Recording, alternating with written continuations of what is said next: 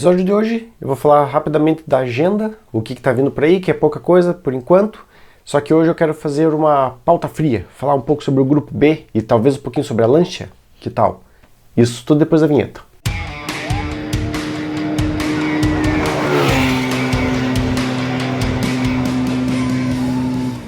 Então, vamos direto para a agenda, que dessa vez não tem muita cobertura de eventos. Aqui está sobre a agenda, né? Tá rolando o amistoso do NRS, que é o meu campeonato. Esse aí não vai valer ponto, é só para se divertir. Esse amistoso quem decidiu quem criou foi o Enzo, que foi o último ganhador da etapa 4 do NRS. E ele decidiu fazer na Escócia, na classe 4WD, que é 4x4, 2.000 cilindradas. Então eu vou correr quarta-feira live no YouTube. Então participe se quiser. E daí depois dessa live eu convido daí quem tiver o jogo, quem quiser jogar um Rallycross do Dirt Rally 2. Então vamos aproveitar o tempo. Aí dessa vez eu acho que eu vou levar uma hora aí correndo amistoso, daí depois mais uma horinha no Rallycross. Então acho que é uma boa, né? Aí por enquanto é só isso na agenda. Aí depois vai ter o Hill Climb, que vai ser em Monte Alegre do Sul. Se você se interessa de ir ver ou até mesmo correr, eu vou deixar o link aí na descrição do vídeo. E, bom, acho que é a primeira vez que eu vou fazer uma pauta fria no canal, já que é só isso que eu tinha para falar hoje. Então eu decidi falar um pouco sobre algo que vive me perguntando o que eu acho, e é um assunto que vem muito à tona, né, no Rally, que é o saudoso Grupo B. Então o que eu acho e tal, e, inclusive na última live rolou esse assunto, que me perguntaram, né. Pra mim não é tão confortável falar, por quê? Primeiro porque não é da minha época, né? Então tudo que eu falar, quem for da época vai ter muito mais propriedade que eu falar. Então tudo que eu falar pode estar incompleto, e provavelmente vai estar incompleto. E não vai passar a emoção da época, porque a única emoção que eu tenho é de ver os vídeos e imaginar como que seria. Então, tirando essas limitações, eu espero que pelo menos seja de algum proveito o que eu tenha para falar. Basicamente, da onde que surgiu o Grupo B, né? Vamos lá. O Grupo B, ele, na verdade, nós temos que voltar um pouquinho. Ele surgiu com o Grupo A. O Grupo A era um grupo de rally que estava se destacando bastante, era um grupo muito bom. Era 4x4 e tal, tinha limites, vamos dizer assim, era uma brincadeira com limites. E como estava dando sucesso, eles pensaram, por que não tirar esses limites? Vamos ver até onde vai, o céu é o limite. E foi feito isso, basicamente. As restrições eram praticamente nenhuma. As únicas restrições que tinham era o Grupo A. Você precisava ter 5.000 carros produzidos daquele ano, da versão do carro que você tivesse. Aí cada upgrade no carro você tinha que ter mais 5.000 produzidas para valer esses upgrades que você fez. O Grupo B caiu para 200. E cada upgrade que você fizesse no carro, você só tinha que produzir mais 20. Então já começa por aí. Ele não precisava ser um carro realista. Ele podia ser um protótipo com... tipo, você podia produzir uma primeira versão, tentar vender 200 desse carro, e daí produzir mais uns 20, e é isso. Esses 20, se você não vender, pelo menos você criou o teu protótipo pro Rally. Então valia a pena você ter essa mentalidade, vamos dizer assim. Porque nessa época tinha retorno, né? O Rally estava extremamente popular. Existia também a famigerada briga, vamos dizer assim, competição entre a Audi e a Lancia, que foram os dois, e é Lancia mesmo, porque é italiano. Existia essa competição entre Audi e Lancia. A Audi estava dominando com o Audi 4 porque era o carro mais bem sucedido e o primeiro que conseguiu dominar o 4x4. E isso é uma puta de uma vantagem no Rally, porque o Rally não é só curvas perfeitinhas e tal. As curvas agressivas que tem no Rally, com reduções abruptas de velocidade, te forçam a ter uma tração mais bem distribuída, né? E a tração traseira, cada curva que você faz, que você mete o pé no acelerador, quem tem um carro de tração traseira sabe do que eu tô falando. O carro vai para onde ele quer, basicamente, para onde está a inércia. E nem sempre isso é muito bem controlável num carro de tração traseira. Especialmente se ele é forte, como os carros de rallies dessa época eram. Então o carro 4x4, as rodas de trás empurram, que é o problema dos GTs e os carros de tração traseira, só que as da frente estão puxando o carro. Para pra pensar quando você puxa alguma coisa e quando você empurra alguma coisa. A diferença. Então, se você tem os dois, você une o útil ao agradável, porque qual que é a utilidade de um carro tração traseira num rally? Para quem tem muito domínio do carro, é você jogar a traseira. Se você domina isso, você é realmente muito mais ágil. Só que o domínio disso é muito difícil. Para que é bom um carro tração dianteira? Para você puxar o carro com estabilidade. Então você tem dificuldade numa curva, porque você vai fazer a curva devagar, porque você não vai jogar traseira, só com o freio de mão, e o freio de mão vai reduzir a velocidade bastante. Só que saindo da curva, a dianteira vai te puxar com muita estabilidade, você não vai se perder. Ou pelo menos quase nunca você vai se perder. Então o carro 4x4 ele é o perfeito, ele é o melhor dos dois mundos. E é isso que o Audi 4 tinha de vantagem. E o Lancia 037, ele era instável demais nas curvas. E ele só se dava bem em asfalto. E na reta, praticamente. E daí foi criado o Lancia Delta. Ele já era um pouco melhor, mais agressivo, já foi feito alguns upgrades, mas mesmo assim o 4x4 é melhor. Então aí que entra aquele filme do Audi versus Lancia, que isso virou um filme até. Eu já falei aqui no canal. Qual é a história? Eu vou tentar também resumir, né? Porque é muita história. A Lancia ganhou, o piloto perdeu. É isso, né? Mas a Lancia como montadora ganhou por pontos. Se eu não estou enganado, é essa a história. O piloto no final do ano ele perdeu, mas a montadora a Lancia ganhou. O que aconteceu nessa época? O Audi ia ganhar, não existia competição. Então a Lancia foi muito perspicaz, vamos dizer assim, muito criativa nas soluções. Por exemplo, em Monte Carlo, por exemplo, que é lá na neve, a primeira etapa hoje em dia do Mundial. Cara, a Lancia na neve é impossível ganhar, não existia competição. O Audi com certeza ia ganhar com o pé nas costas. Qualquer piloto. E o que o cara fez? Ele além dele conseguir comprar todo o sal que existia na cidade para jogar na pista para ter uma melhor aderência, acho que, não sei se todo mundo sabe, mas se você joga sal no gelo, ele derrete mais rápido. Então, o líder da equipe da Lancia, o que ele fez? Ele comprou todo o sal que ele conseguiu e jogou na pista um tempo antes, um dia antes, acho que foi. Entre outras coisas, né? Que, por exemplo, em Monte Carlo, ele pegou um rádio e blefou. Ele fingiu que estava falando no rádio com alguém e falou assim, como é que tá em cima? Tá com bastante neve. Daí eles, então vamos trocar o pneu, né? Aí eles trocaram todo o pneu e tal, só que não tinha neve. E ele falou isso perto da equipe da Audi. E daí a equipe falou, pelo jeito tá com neve, não sei o quê. Aí eles também trocaram o pneu por um de neve. Só que não tinha neve. Mas o que eles ganharam com isso?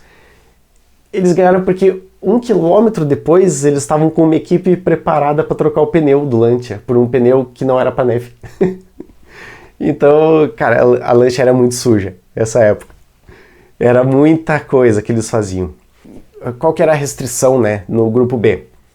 Só precisava ter uma cabine com 2 assentos. O teto tinha que ser fechado. O peso mínimo tinha que ser proporcional ao tamanho do motor. E o pneu também tinha que ser proporcional ao motor. É isso. Você imaginou que loucura você pegar um carro dele e falar assim, gente, não tem restrição. Faz o que você quiser. Só precisa ter proporcionalidade no peso. Então começou a aparecer carros que eram turbocharger, que é basicamente o que a gente chama de turbo, e mais supercharger no mesmo carro.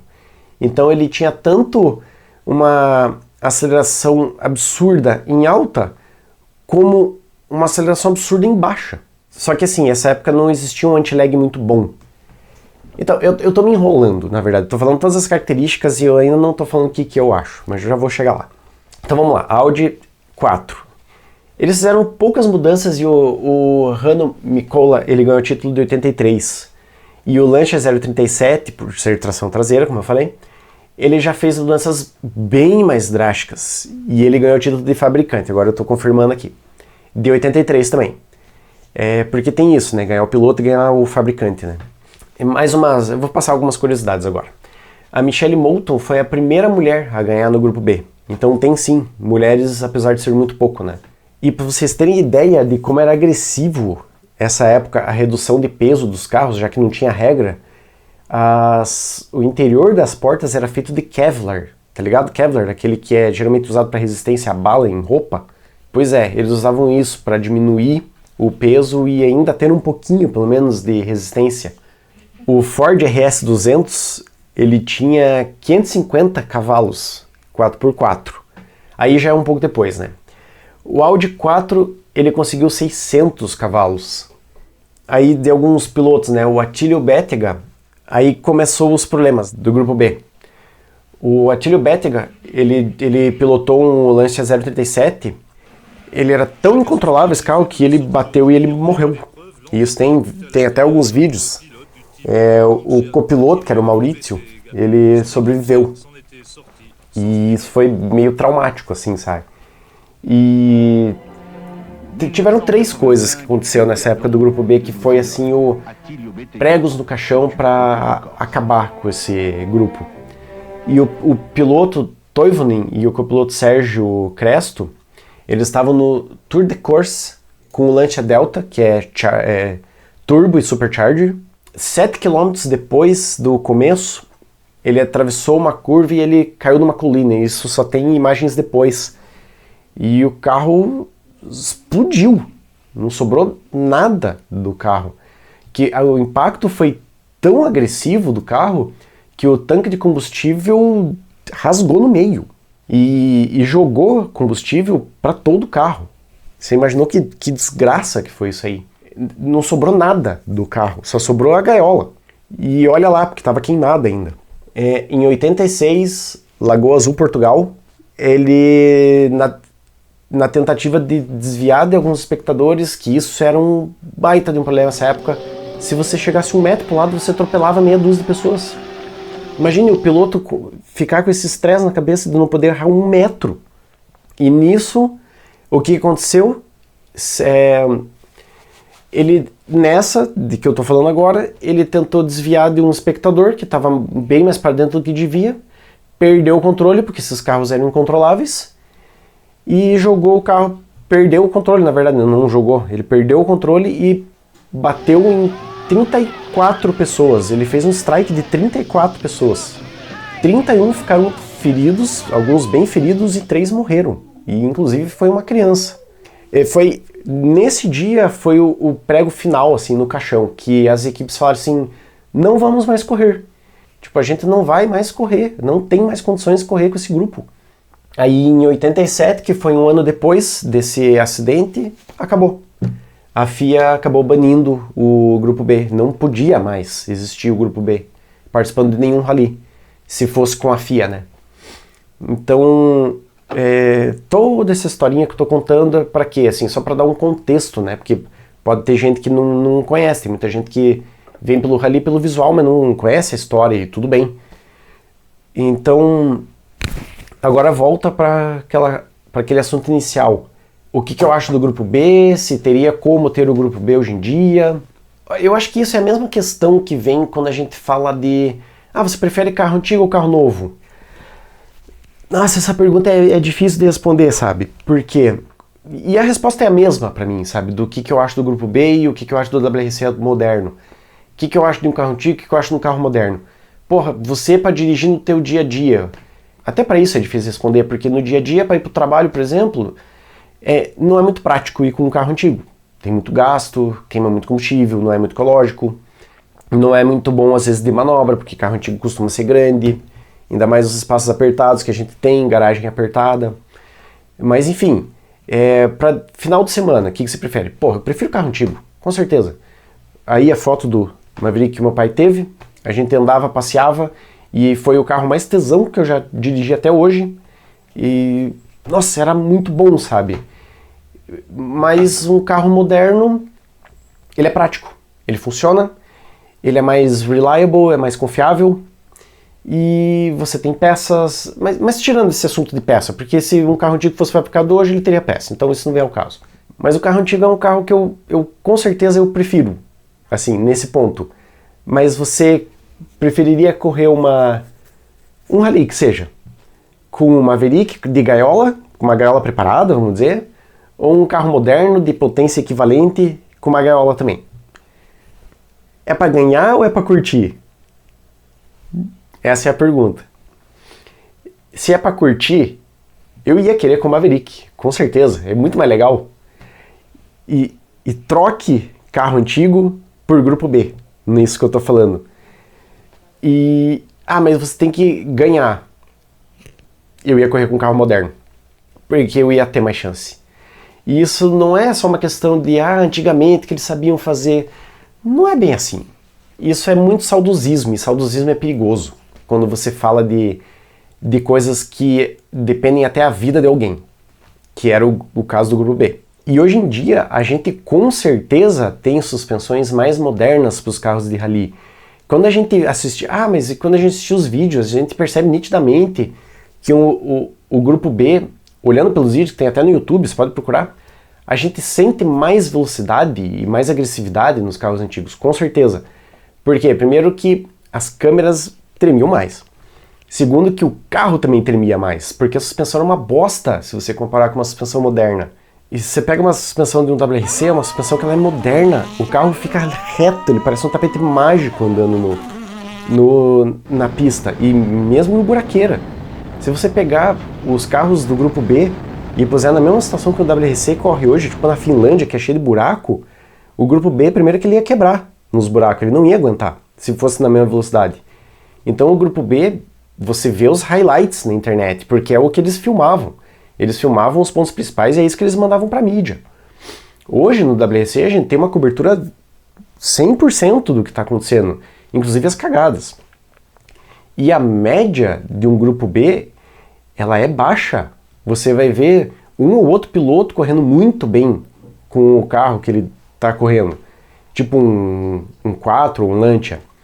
Os outros não. Os outros vão passear, eles vão fazer curva, tem até vídeo das curvas, eles fazendo, manobrando a curva, porque eles não conseguem puxar o freio de mão. Hoje um carro do WRC, ele é totalmente feito para você puxar o freio de mão. Isso é uma coisa que mais funciona no carro. Então, o que eu penso? Eu penso que um WRC dá um pau num grupo B. O Rally 1. Até o Rally 2, se você vê que é a categoria mais baixa, que é a 1, ela dá um pau no grupo B. O carro é muito mais estável, as peças são muito mais modernas, muito mais confiáveis, e até mesmo na questão das curvas, os Rally 1 e 2, qualquer Rally hoje em dia, grupo, você vê eles aproveitando 100% do espaço da pista, na verdade 150%, porque eles cortam muito as curvas, coisa que você não via muito antigamente. E hoje você vê eles fazendo isso o tempo inteiro, que a suspensão aguenta. Só que isso também aumenta o risco, né? Tanto que você vê eles pegando pedra o tempo todo, né? Hoje em dia os motores deles são 1.6 e turbocharger, que é o turbo normal, né? Ou seja, ele tem mais velocidade, vamos dizer, em altas rotações, por isso que você vê ele sempre com o pé no fundo, né? E eles têm também um híbrido, que é de 100 kW de híbrido. Eu não sei muito bem a conversão mesmo, porque tem muitas perdas, tanto mecânica quanto elétrica, nisso aí. Convertendo na roda, isso dá em torno de 500 cavalos. O que dá um aproveitamento muito melhor do que os 600 de antigamente. Porque você não precisa da mesma rotação que precisava antigamente para você extrair esses 500 cavalos. Você pode ter uma rotação um pouquinho menor. Fora que você chega nessa rotação com muito mais rapidez, né? Tudo no carro é otimizado perfeitamente para o carro. Não é que nem antigamente, que era muito mais a experimentação. Não existia simulação, não existia muita câmera, que nem hoje em dia. Que os pilotos, inclusive hoje em dia, o estresse deles maiores é antes da corrida. Que eles ficam muito tempo se preparando, vendo vídeo, deve ser um saco. E hoje em dia tem todo um estudo em cima, né? Então, o carro, ele com certeza ele é mais aproveitado, o desempenho dele, do que antigamente. Hoje em dia, com certeza, o sistema tubular de proteção ele aguenta mais resistência. Inclusive, eles garantem 17 Gs de impacto. Isso é uma coisa absurda, é absurdo mesmo. 17 G, por exemplo, se der na nossa cabeça, a gente morre. E a relação de peso-potência é 3,1 kg por HP. Então cada HP tem 3 quilos, praticamente. Então, resumindo, o que eu acho que um grupo B ganharia de um Rally 1, eu não acho nem que ganharia de um Rally 2. Mas é muito mais estiloso. Na questão estilo, ele ganha. Tanto que o Rally Legends tem um público absurdo que quer ver porque tem os carros do grupo B. E deve ser muito legal de assistir mesmo. Então tá resumido. Aí o que eu acho? Então, se eu falei alguma besteira, vocês mandam um comentário, eu não tenho problemas com isso, inclusive eu corrijo no próximo episódio, se for o caso. E fala aí, o que vocês acham? E fica aí a perguntinha da semana, né? O que vocês acham da comparação entre Grupo B e Rally 1, WRC? Mas, então, é isso que eu tinha pra falar do episódio de hoje, essa pauta fria, né? Vou deixar um videozinho falando do último NRS que teve pra você se animar e correr. E aqui falando sobre o WRC. O último WRC que teve. Aí você vê lá e não se esqueça. Caso de dúvida, pisa fundo e sorria.